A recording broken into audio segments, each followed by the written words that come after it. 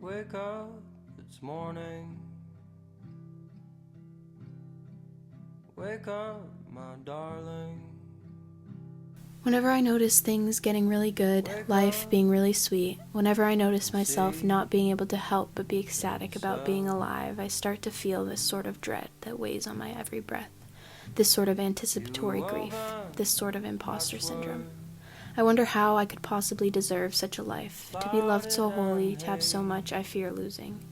I think I can't possibly be allowed to live a life so beautiful, that it's only a matter of time before it all comes crumbling down.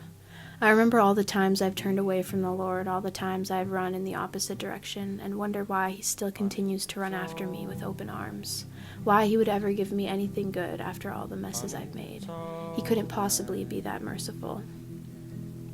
But without fail, every morning, the Lord pours out His grace for me again and again. He keeps on loving me with a passion and a fervor that leaves me speechless in awe.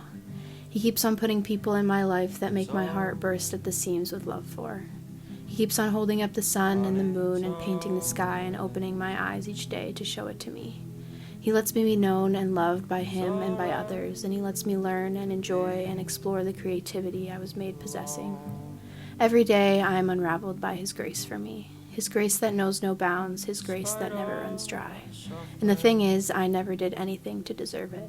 In fact, I deserve a life of suffering, painful, broken, and separated from His face forever. But oh, how He loved me, oh, how He sought me. He chased me down, He pursued me all the way to the cross. He took all my sin and shame and guilt and gave me His life instead. He took my hardened heart and gave me His. There was no obligation, no requirement, no pity or disdain, but pure, unashamed, unrelenting love for me, love for all of me, the defeated, the damaged, the ugly, the unworthy. And from the fullness of this love flows grace upon grace upon grace.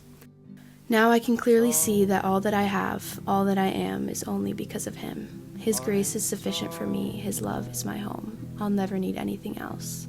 I'm free from fear of the future and grief of the past. I'm free to love wholly and to love boldly because I know His love for me is constant. I'm free to rejoice in being alive and to love the friends the Lord has blessed me with and to stand in awe of His creation. I'm free to praise Him by loving the life He died so I could have.